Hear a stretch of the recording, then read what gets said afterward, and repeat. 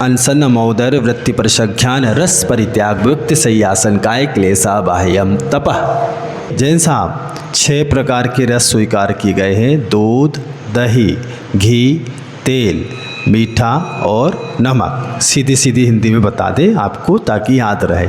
कौन कौन से होते 6 रस? दूध, दही, 2 सेट से याद रखो, दूध के साथ दही, घी के साथ तेल और नमक के साथ मीठा, ऐसे में याद रहेगा। तो 6 ये रस होते हैं। आप लोग भी चाहें तो कभी अष्टमी को, कभी चतुर्दशी को 1 रस का त्याग, 2 रस का त्याग, आज हम मीठा नहीं लेंगे, आज हम नमक नहीं लेंगे, आज हम दही नहीं लेंगे, आज हम दूध के वस्तुओं का त्याग करते हैं, तो ये भी तप है।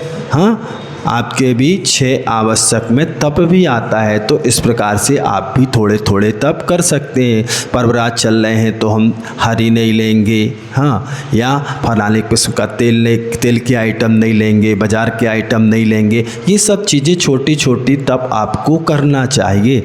ये अभ्यास ही बाद में काम में आते हैं, इसलिए अभ्यास करते रहना चाहिए। तो वैसे आपके यहाँ पर 7 दिन के 7 रस्सी का, आप क्या चलती? रस्सी नहीं चलती हैं? चलती है? आप लोग करते कभी रस्सी? कौन करता रस्सी? है कोई? हाँ बताओ, कैसी करती रस्सी? आप खड़े हो जाओ। हाँ आप आइए, मिल गया, कितने अच्छे हैं। हाँ बताओ कैसे करते रस्सी? जैसी आती वैसी बताओ, बाकी तो अपन पंडित जी से पूछ लेंगे। सोमवार को हरी, और हाँ, और मंगलवार को मीठा, और बुधवार घी, दूध, दही, और तेल, और रविवार को नमक। ऐसे 7 दिन भी सोमवार को हरि का भी रखते हैं। ऐसे 7 दिन के 7 त्याग लोग रस्सी से करते, मतलब हफ्ते में 1 दिन 1 रस का त्याग कर लेते हैं। तो ये भी अभ्यास होता है जिसके माध्यम से आप तप की ओर बढ़ते हैं। अनशन से क्या समझते हैं?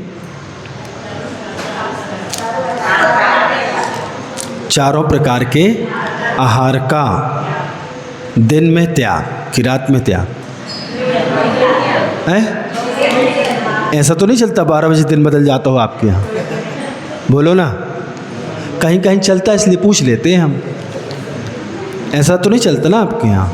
हाँ, अपन तिथि मिति से चलते हैं, और तिथि मिति सूर्योदय और सूर्यास्त से चलती हैं। अपने यहाँ 12 बजे ये पाश्चात्य सभ्यता है, 12 बजे रात को उनका दिन बदलता, आपका नहीं बदलता, ठीक है ना। अपने यहाँ रात मानी गई है, दिन माना गया है। और 24 घंटे के लिए 4 प्रकार के आहार का त्याग, उसे अनशन भी कहते हैं या उपवास भी कहते हैं। उपवास का मतलब होता है उप अर्थात स्वयं के पास अर्थात वास करना, स्वयं के पास वास करना उपवास कहलाता है। अर्थात जिस दिन उपवास हो उस दिन कहाँ दुकान में नहीं बैठना है, व्यापार धंधा करने नहीं जाना, और क्या नहीं करना, जो भी संसारी कार्य हैं उनसे निवृत्ति लेकर के वह एक दिन अपने आप में अर्थात आत्म आराधना में लीन होता है, धर्म आराधना में लीन होता है। तो क्या करना उपवास के दिन? मंदिर में जाना, दिन भर बढ़िया स्वाध्याय करो, माला फेरो, प्रवचन सुनो, पूजा करो, विधान करो, अनुष्ठान करो। हाँ, और पूरा दिन आपके यहाँ एक दादी अम्मा हैं, 80-81 वर्ष की होंगी, अभी भी इतनी ज्येष्ठ मास की गर्मी में अष्टमी चतुर्दशी को वो उपवास कर लेती हैं और दिन भर मंदिर में रहती हैं। इसको कहते हैं उपवास। ऐसे नहीं उपवास कर लिया और आरंभ के कार्यों में दिन भर लगे रहे। तो उपवास का मतलब स्वयं के पास, आत्मा के पास वास करना ही उपवास है। इसके अलावा यदि आप आहार त्याग करके सब कार्यों में लगे हुए हैं तो उसे लंघन कहते हैं। क्या कहते हैं? लंघन। मतलब आज आपने उल्लंघन कर दिया, किसका? भोजन करने का, और कुछ नहीं किया। बाकी आपने अपने आप को संतुष्टि दे लेते, हमने उपवास कर लिया। तो अधिकतम समय आपको, वैसे तो 24 घंटे ही मंदिर में धर्म आराधना में निकालना चाहिए। अपने घर में ऐसा कोई कक्ष है वहाँ पर निकालना चाहिए जहाँ पर आराम साराम का कोई काम ना हो। नहीं कर पाते तो कम से कम सुबह 6 घंटे, शाम को 6 घंटे मंदिर में ही रहेंगे। इतना तो पुरुषार्थ आपको अनशन, अमोदर अर्थात भूख से कम खाना, ये भी तप है। मान लीजिए आपकी 15 रोटी की भूख है तो 12 खा लो, 14 खा लो। हाँ, नहीं है क्या? किसी की नहीं रहती क्या? माना कि आप 6 रोटी खाते हैं तो आज 4 ही खाएंगे, ठीक है? तो ये क्या हो गया? मतलब पेट नहीं भरना पूरा। उन ओदर, उन मतलब भूख से कम, थोड़ा सा कम भोजन करना, इसे उनोदर तप कहते हैं या अमोदर तप भी इसे कहते हैं। वृत्ति परिसंख्यान तप से क्या समझते हैं? हाँ, मुनि महाराज जब भी आहारचर्या के लिए निकलते हैं तो वो वृत्ति परिसंख्यान के साथ निकलते हैं। ऐसा नहीं कि कैसे भी निकल जाए, कोई भी वो नियम ले सकते हैं। आज हम दक्षिण दिशा की ओर जितने चौके होंगे वहीं तक जाएंगे, उसमें हमारी विधि मिलेगी तो ठीक, नहीं तो उपवास कर लेंगे। आज हम पश्चिम दिशा में जाएंगे, आज हम अमुक दिशा में जो अंतिम चौका है उसमें जाएंगे। आज हम जो व्यक्ति अमुक फल लिया होगा, अमुक वस्तु लिया होगा, अमुक चीज़ लिया होगा तो उसके घर जाएंगे, या आज हम अमुक व्यक्ति के घर ही जाएंगे। हाँ, उसका भी होता है। हम कोई भी नियम ले सकते हैं कि आज हम छाबड़ा जी के यहाँ ही जाएंगे। अब छाबड़ा जी नहीं हो तो छुट्टी, अब उनका चौका नहीं लगा हो। इतनी भीषण गर्मी पड़ती है। महावीर जयंती के समय अपन ने मनाई थी ना, आचार्य महाराज शीतल धाम में विराजमान थे। विदिशा शीतल धाम से शहर की दूरी है लगभग 2 से 2.5 किलोमीटर, जहाँ मुख्य बस्ती, स्टेशन, मंदिर आदि है। पूरा सुबह कार्यक्रम हुआ, उसके बाद आचार्य महाराज आहार के लिए निकले तो चौके शहर में भी लगते थे और शीतल धाम में भी लगते थे। पूरा शीतल धाम घूम के गुरुजी मुख्य मार्ग की ओर चले गए और मुख्य मार्ग में जाने के बाद शहर पहुंच गए 2.5 किलोमीटर। वहाँ पूरा शहर घूम लिया। श्रीमान जैन साहब का चौका कल तक लग रहा था, वो रोज़ पानी डालने आते थे। तो आचार्य महाराज ने बन बना लिया कि आज अमुक व्यक्ति के घर जाना है और वो निकल गए और जैन साहब महावीर जयंती शीतल धाम में मना रहे थे। गुरुजी के पीछे पीछे पैंट शर्ट पहन के चल रहे थे। गुरुजी ने एक चक्कर शहर का लगाया और वापस आकर के शीतल धाम में बैठ गए। इतना सुबह परिश्रम हुआ, उसके बाद 2.5 जाना 2.5 आना, 5 किलोमीटर ये हुआ, पसीना से तरबतर, और आकर के बैठे थे और ऐसे मंद मंद मुस्कुरा रहे थे। और कोई होता तो, आप होते तो। हाँ, ये तप है। साधक कभी कभी अपने पुण्य की परीक्षा कर लेता है। इसलिए हम बार बार प्रेरणा दे रहे हैं कि कम से कम दाल भात रोटी बना के अपने घर के सामने एक लोटा लेके खड़े हो जाया करो। मान लो हमने कोई दिन नियम ले लिया कि हमें अमुक घर में ही जाना है, फिर क्या होगा आप जानो। तो इसको वृत्ति परिसंख्यान तप कहते हैं। फिर रस परित्याग आपने समझ लिया है, हैं? किसी भी एक रस का त्याग करना, ये भी रस परित्याग तप है। विविक्त शय्यासन तप स्वाध्याय ध्यान आदि की सिद्धि के लिए एकांत स्थान पर शयन करना, आसन लगाना विविक्त शय्यासन नाम का तप है। ये मुनिराज करते रहते हैं। आचार्य महाराज एक करवट से ही विश्राम करते थे। ये विविक्त शय्यासन तप है। काय क्लेश तप शरीर को सुख मिले ऐसी भावना का त्याग करना काय क्लेश तप है। वर्षा ऋतु में वृक्ष के नीचे, ग्रीष्म ऋतु में धूप में बैठकर और शीत ऋतु में नदी के तट पर कायोत्सर्ग करना ध्यान कहलाता है। तो काय क्लेश तप कहलाता है। आचार्य श्री ने एक बहुत सुंदर योगी भक्ति जो पूज्यपाद स्वामी की है उसका हिंदी पद्यानुवाद लिखा। उसमें इन 4 लाइनों के माध्यम से उन्होंने बताया कैसा काय क्लेश तप होता है। ग्रीष्म काल में आग बरसती गिरि शिखरों पर रहते हैं, वर्षा ऋतु में कठिन परिश्रह तरुतल रह कर सहते हैं, तथा शिशिर हेमंत काल में बाहर भू पर सोते हैं, वंदे साधु ये वंदन करता दुर्लभ दर्शन होते हैं। कैसे होते हैं? काय क्लेश तप वाले खड़े हो जाते हैं बाहुबली के जैसे, 1 वर्ष तक एक थान पर निराहार उपवास किए, इसीलिए बस गोमटेश जी मम मन में है वास किए। तो ऐसे काय क्लेश को तपने वाले साधु हुआ करते थे, जो ग्रीष्म काल में कहाँ पर? गिरि के शिखर पर, पर्वत की चोटी पर खड़े हो जाते थे। और वर्षा ऋतु में कठिन परिश्रम कहाँ? तरुतल अर्थात वृक्ष के नीचे, तथा शिशिर हेमंत काल में ठंडी में कहाँ? नदी के तट पर खड़े हो गए, बैठ गए। चतुर्थ काल में दीर्घ सहनन के धारी मुनिराज इतनी भयंकर काय क्लेश तप किया करते थे।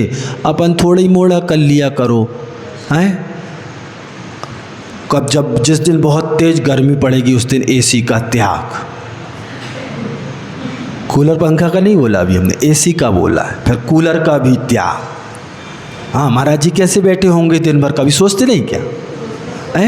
कैसे बैठे होंगे महाराज जी, क्या कर रहे होंगे? इतनी गर्मी पड़ रही है, इतनी तेज ठंडी पड़ रही है, महाराज जी की दिगंबर अवस्था है। महाराज जी तो चटाई भी नहीं ओढ़ते, अपन तो कंबल पे कंबल डाले जा रहे हैं, और वो क्या क्या हीटर का गीजर क्या लगा लेते हैं, क्या वो हम थोड़ा कम समझते, वहाँ से आए, आप लोग तो समझदार हो। तो कभी सहन किया करो इन परिश्रमों को, और अनुभूति किया करो कि साधु कैसे, इतनी तेज गर्मी है, कैसे बिना स्नान के वो रहते होंगे, हैं? तो कभी कभी अपन भी थोड़ा थोड़ा पुरुषार्थ हो तब किया करो। ये सब अभ्यास कब काम आएंगे?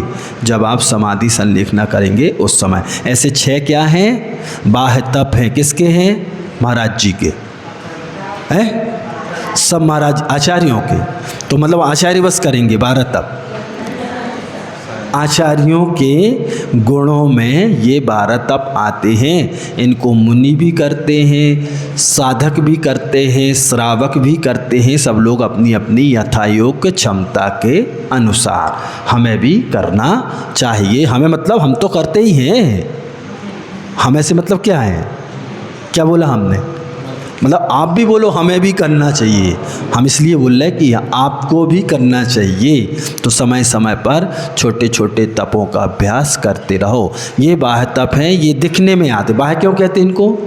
उपवास किया तो दिखने में आ रहा है, काय क्लेश किया तो दिखने में आ रहा है, इसलिए इनको बाह्य तप कहते हैं। बाह्य तप आपके यहाँ भी होते हैं, अन्य संप्रदाय के साधु भी करते हैं। कोई भभूत लपेट के खड़े हो जाते हैं, कोई सिर केवल खड़े हो जाते हैं, कोई एक टांग पर खड़े हो जाते हैं, कोई जटाजूट बना के खड़े हो जाते हैं। हो जाते कि नहीं? देखे होंगे आपने। तो ये वो भी करते हैं और आप भी करते हैं। लेकिन आप करते हैं तो आपके लिए यह निर्जरा का कारण है, सकाम निर्जरा, और उनकी क्या हो रही है? अकाम निर्जरा। अकाम निर्जरा मतलब कार्य तो हो रहा है लेकिन उसका जो फल मिलना चाहिए वो नहीं मिल रहा। आपको क्या मिलेगा? उसका सुफल मिलेगा, उससे स्वर्ग आदि की प्राप्ति होगी, परंपरा से मोक्ष आदि की प्राप्ति होगी। आप सम्यक्ति के साथ, समीचीन धर्म के आचरण के साथ यह तप करेंगे तो वह पुण्य के वर्धन में कारण होगा। और वो लोग कुतप कहते उसको, आपका सुतप कहलाएगा, उनका कुतप कहलाएगा। कुतप के कारण उनको भी मिलेगी अच्छी पर्याय, लेकिन आप जाके वहाँ सेठ साहूकारों की तरह रहेंगे और वो नौकर चाकर की तरह रहेंगे। आप वैमानिक तक जा सकते हैं, वो देव दुर्गति में जाएंगे, मिलेगा उनको भी, लेकिन सम्यक से रहित होने के कारण सम्यक दर्शन की क्या महिमा है। इसलिए आपका तप सम्यक तप कहलाएगा, सुतप कहलाएगा, और उनका तप कुतप कहलाएगा। इसलिए सम्यक वर्धनी इन क्रियाओं को करते रहना चाहिए। ये आपके जीवन में सहयोगी बनेंगी। बोधि समाधि परिणाम शुद्धि स्वात्मोपलब्धि शिवशोक सिद्धि चिंता।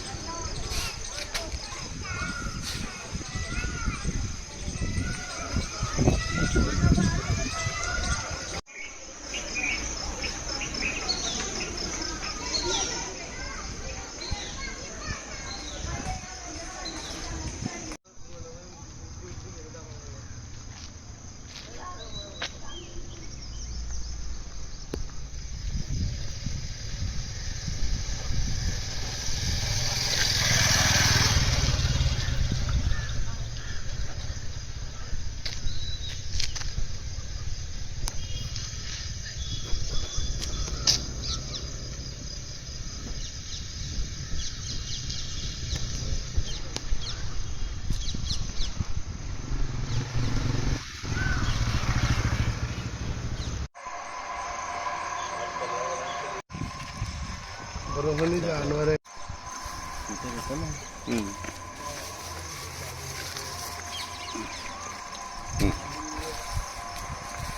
46 होते किसके?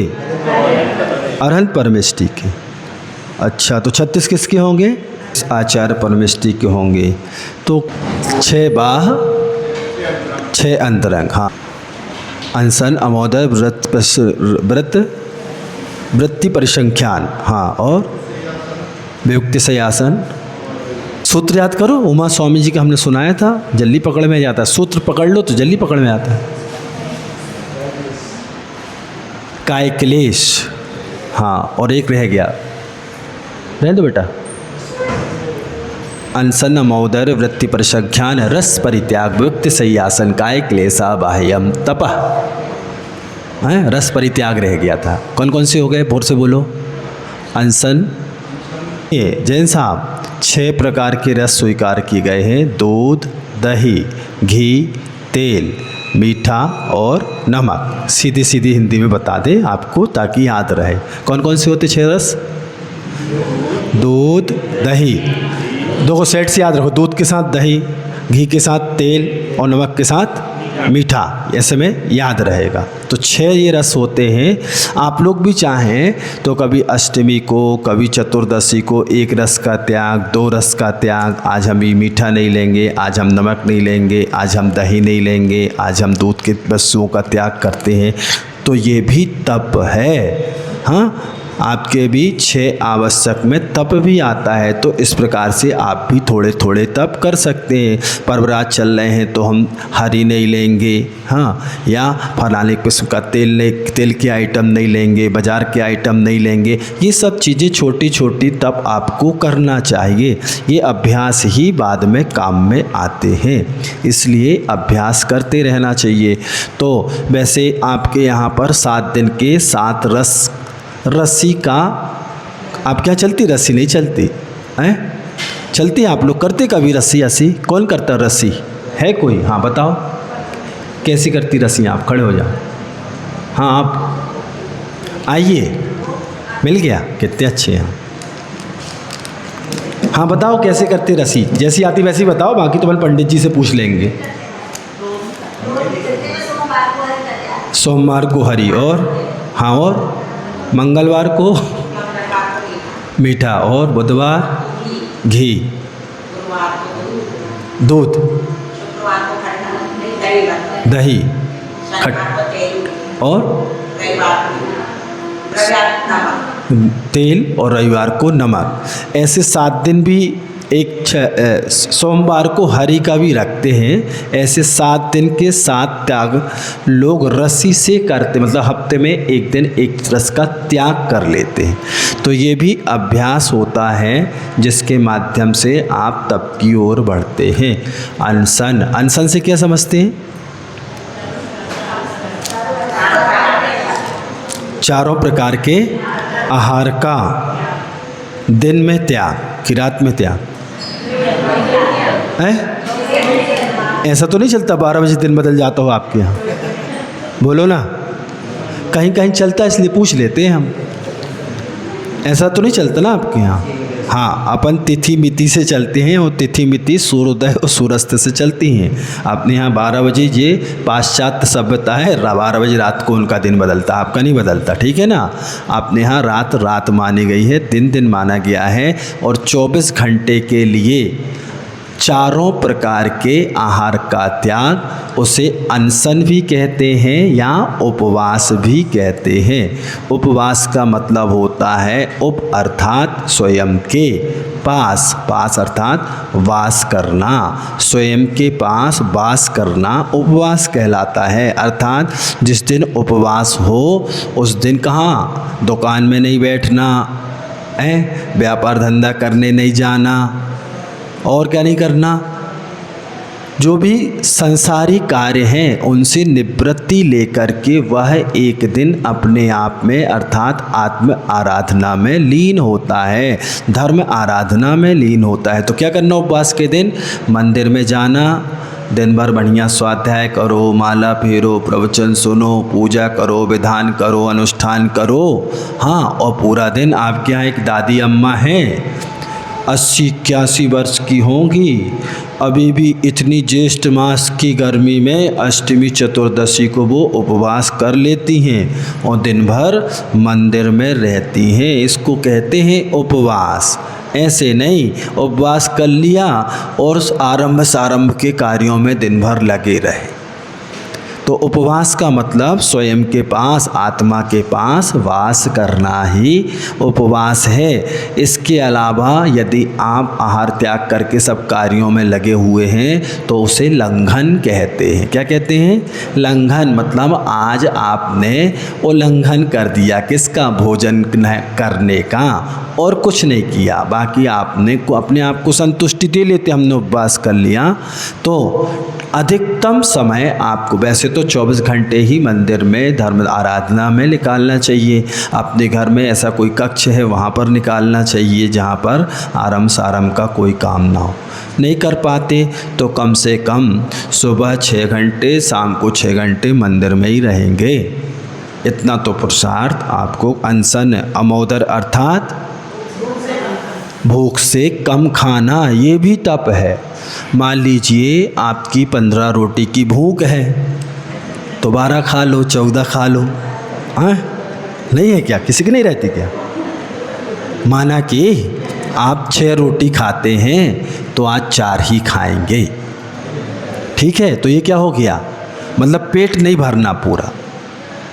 उन ओदर, उन मतलब भूख से कम, थोड़ा सा कम भोजन करना, इसे उनोदर तप कहते हैं या अमोदर तप भी इसे कहते हैं।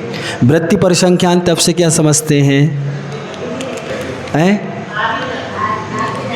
हाँ, मुनि महाराज जब भी आहारचर्या के लिए निकलते हैं तो वो वृत्ति परिसंख्यान के साथ निकलते हैं। ऐसा नहीं कि कैसे भी निकल जाए, कोई भी वो नियम ले सकते हैं।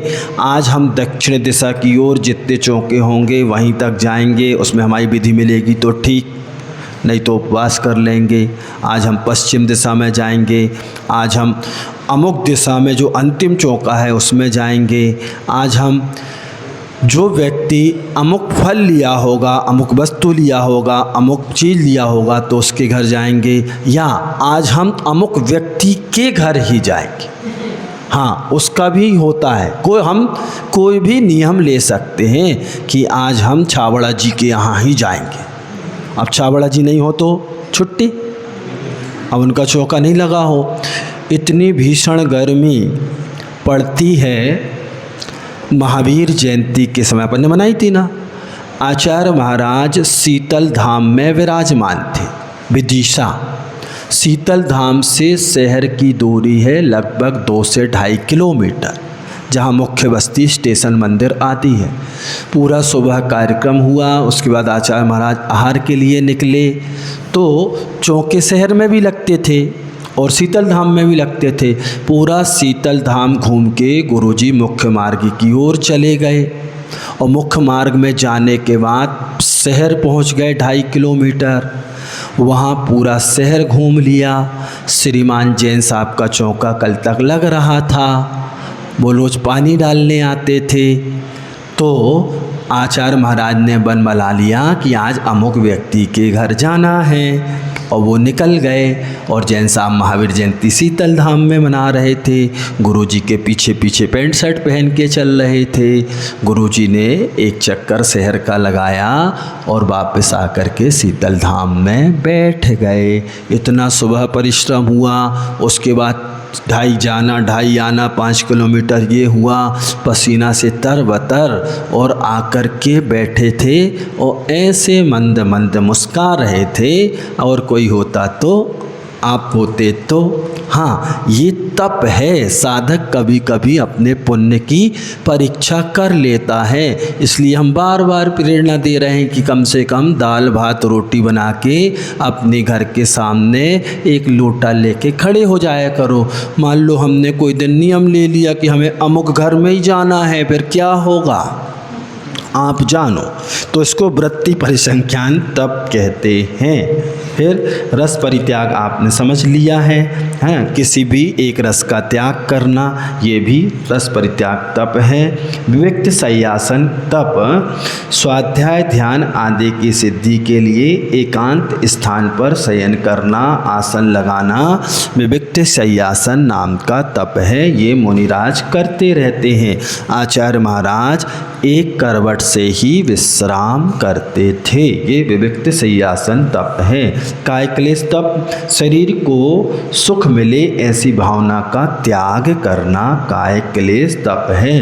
वर्षा ऋतु में वृक्ष के नीचे, ग्रीष्म ऋतु में धूप में बैठकर और शीत ऋतु में नदी के तट पर कायोत्सर्ग करना ध्यान कहलाता है। तो काय क्लेश तप कहलाता है।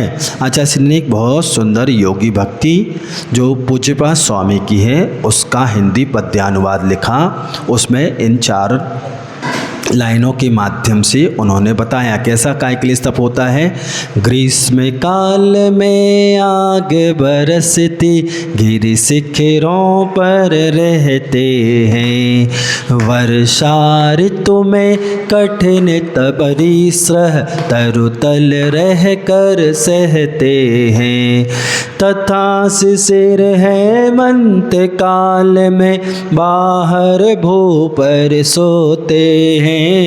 वंदे साधु ये वंदन करता दुर्लभ दर्शन होते हैं। कैसे होते हैं? काय क्लेश तप वाले खड़े हो जाते हैं बाहुबली के जैसे 1 वर्ष तक एक थान पर निराहार उपवास किए। इसीलिए बस गोमटेश जी मम मन में है वास किए। तो ऐसे काय क्लेश को तपने वाले साधु हुआ करते थे जो ग्रीष्म काल में कहाँ पर, गिरी के शिखर पर, पर्वत की चोटी पर खड़े हो जाते थे। और वर्षा ऋतु में कठिन परिश्रम कहाँ, तरुतल अर्थात वृक्ष के नीचे, तथा शिशिर हेमंत काल में ठंडी में कहाँ, नदी के तट पर खड़े हो गए, बैठ गए। चतुर्थ काल में दीर्घ सहनन के धारी मुनिराज इतनी भयंकर काय क्लेश तप किया करते थे। अपन थोड़ी मोड़ा कर लिया करो, हैं? कब जब जिस दिन बहुत तेज गर्मी पड़ेगी उस दिन एसी का त्याग। कूलर पंखा का नहीं बोला अभी हमने, एसी का बोला है, फिर कूलर का भी त्याग। हाँ, महाराज जी कैसे बैठे होंगे दिन भर, कभी सोचते नहीं क्या? कैसे बैठे होंगे महाराज जी, क्या कर रहे होंगे? इतनी गर्मी पड़ रही है, इतनी तेज ठंडी पड़ रही है। महाराज जी की दिगंबर अवस्था है। महाराज जी तो चटाई भी नहीं ओढ़ते, अपन तो कंबल पे कंबल डाले जा रहे हैं। और वो क्या क्या हीटर का गीजर क्या लगा लेते हैं, क्या ला, वो हम थोड़ा कम समझते, वहाँ से आए, आप लोग तो समझदार हो। तो कभी सहन किया करो इन परिश्रमों को और अनुभूति किया करो कि साधु कैसे, इतनी तेज गर्मी है, कैसे बिना स्नान के वो रहते होंगे, हैं? तो कभी कभी अपन भी थोड़ा थोड़ा पुरुषार्थ हो तब किया करो। ये सब अभ्यास कब काम आएंगे? जब आप समाधि संलेखना करेंगे उस समय। ऐसे 6 क्या हैं? बाह्य तप हैं। किसके हैं? महाराज जी के हैं, सब महाराज आचार्यों के। तो मतलब आचार्य बस करेंगे 12 तप। आचार्यों के गुणों में ये 12 तप आते हैं। इनको मुनि भी करते हैं, साधक भी करते हैं, श्रावक भी करते हैं। सब लोग अपनी अपनी यथायोग्य क्षमता के अनुसार हमें भी करना चाहिए। हमें मतलब हम तो करते ही हैं। हमें से मतलब क्या है? क्या बोला हमने? मतलब आप भी बोलो हमें भी करना चाहिए। हम इसलिए बोल रहे हैं कि आपको भी करना चाहिए। तो समय समय पर छोटे छोटे तपों का अभ्यास करते रहो। ये बाह्य तप हैं, ये दिखने में आते। बाह्य क्यों कहते हैं इनको? उपवास किया तो दिखने में आ रहा है, काय क्लेश किया तो दिखने में आ रहा है, इसलिए इनको बाह्य तप कहते हैं। बाह्य तप आपके यहाँ भी होते हैं, अन्य संप्रदाय के साधु भी करते हैं। कोई भभूत लपेट के खड़े हो जाते हैं, कोई सिर केवल खड़े हो जाते हैं, कोई एक टांग पर खड़े हो जाते हैं, कोई जटाजूट बना के खड़े हो जाते हैं। हो जाते कि नहीं? देखे होंगे आपने। तो ये वो भी करते हैं और आप भी करते हैं। लेकिन आप करते हैं तो आपके लिए यह निर्जरा का कारण है, सकाम निर्जरा। और उनकी क्या हो रही है? अकाम निर्जरा।